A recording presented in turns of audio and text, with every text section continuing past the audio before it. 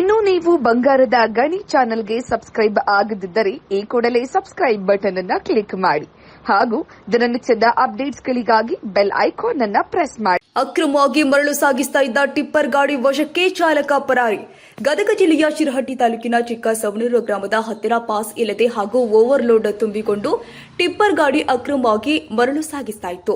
KA 26A4698 tipper ಗಾಡಿಯನ್ನ Shirahatti police ಠಾಣೆಯ PSI Shivananda Lamani ಹಾಗೂ ಅವರ ತಂಡ ತಮ್ಮ ವಶಕ್ಕೆ ಪಡೆದುಕೊಂಡಿದ್ದು ಚಾಲಕನು ಪರಾರಿಯಾಗಿದ್ದಾನೆ. ಟಿಪ್ಪರ್ ಗಾಡಿಯು ಹೊಳೆ ಇಟಗಿ ಮಾರ್ಗದಿಂದ ಬೆಳ್ಳಟ್ಟಿ ಮಾರ್ಗದ ಗ್ರಾಮದ ಮೂಲಕವಾಗಿ ಅಕ್ರಮ ಮರಳು ಸಾಗಿಸ್ತಾ ಇತ್ತು ಎನ್ನಲಾಗುತ್ತಿದೆ.